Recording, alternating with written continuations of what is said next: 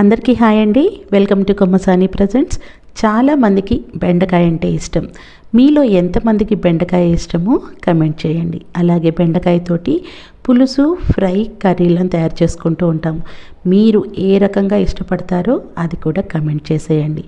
ఈరోజైతే బెండకాయతో ఎక్స్ట్రా టేస్టీగా ఉండే విధంగా ఫ్రైని తయారు చేసి చూపిస్తున్నాను. రైస్లోకి, చపాతీలోకి చాలా బాగుంటుంది. 10 నిమిషాల్లో ఈ ఫ్రైని తయారు చేసుకోవచ్చు. స్పెషల్గా మనకు కావాల్సిన ఇంగ్రీడియంట్స్ బయటికి నుంచి తీసుకొచ్చి చేసుకోవాల్సిన అవసరం లేదు. అన్నీ ఇంట్లో ఉండే వాటితోనే తయారు చేసుకోవచ్చు.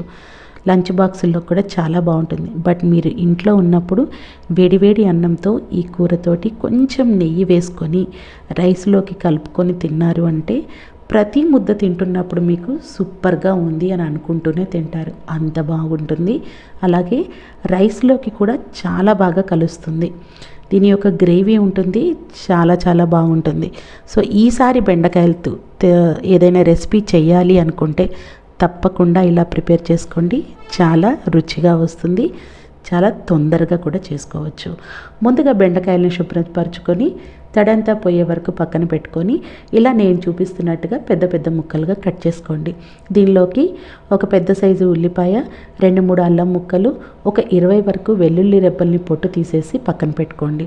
ఇప్పుడు స్టవ్ మీద ప్యాన్ పెట్టి 1 స్పూన్ ధనియాలు, 1 స్పూన్ నువ్వులు, 1 స్పూన్ జీలకర్ర, 1/2 టీ స్పూన్ ఆవాలు, 1/2 టీ స్పూన్ మెంతులు వీటన్నిటిని వేసుకొని ఫ్లేమ్ని సన్నటి సగం మీద పెట్టేసుకొని చిటపటం అనే వరకు వేయించుకోవాలి.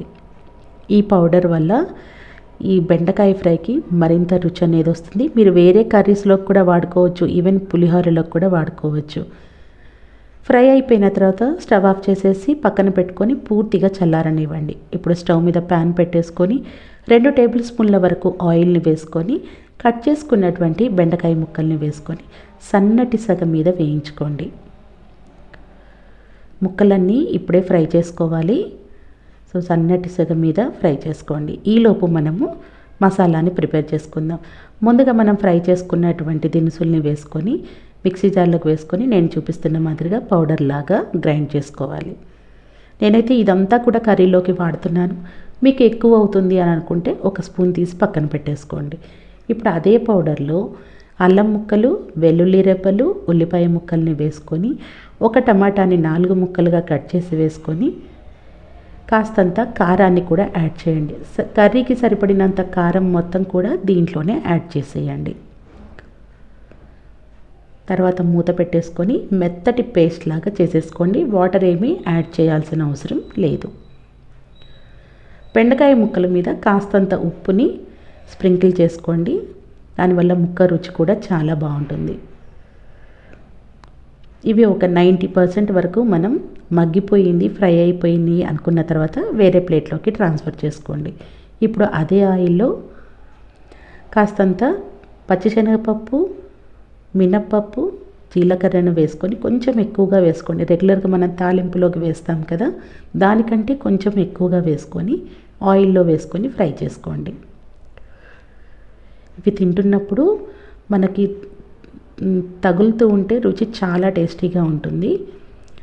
అవి కాస్త ఫ్రై అయిన తర్వాత జీడిపప్పును కూడా వేసేసుకొని ఫ్రై చేసుకోండి. దీంట్లోకే కొన్ని కరివేపాకు రెబ్బల్ని కూడా వేసుకొని ఫ్రై చేసుకోండి. ఇలా అన్నీ ఫ్రై అయిన తర్వాత మనం గ్రైండ్ చేసి పెట్టుకున్నటువంటి పేస్ట్ని కూడా తీసుకొని ప్యాన్లోకి వేసుకోవాలి. దీంట్లోనే కాస్తంత పసుపును కూడా యాడ్ చేసేసి ఒకసారి మొత్తం కలిపేసుకోండి. తొందరగా అయిపోతుందండి. మీరు ఏ కూరగాయలని దీంట్లో ఒకవేళ కాకరకాయని యాడ్ చేయాలనుకున్నా యాడ్ చేసుకోవచ్చు, వంకాయని యాడ్ చేసుకోవచ్చు, బెండకాయని యాడ్ చేసుకోవచ్చు, సొరకాయని యాడ్ చేసుకోవచ్చు, దొండకాయని యాడ్ చేసుకోవచ్చు. ఇది బేసిక్ మసాలా ప్రిపరేషన్. మీరు కావాలంటే దీంట్లోకి ఏదైనా యాడ్ చేసుకోవచ్చు. ఇప్పుడు దీంట్లోకి తగినంత ఉప్పును కూడా వేసుకొని మరొకసారి మొత్తం కలిపేసుకోవాలి.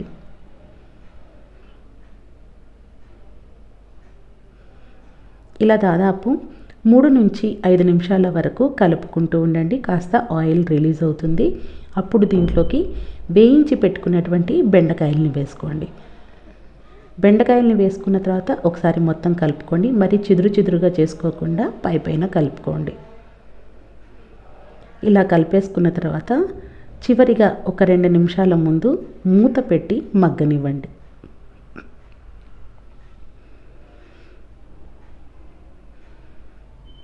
ఒక 2 నిమిషాలు మగ్గితే సరిపోతుందండి.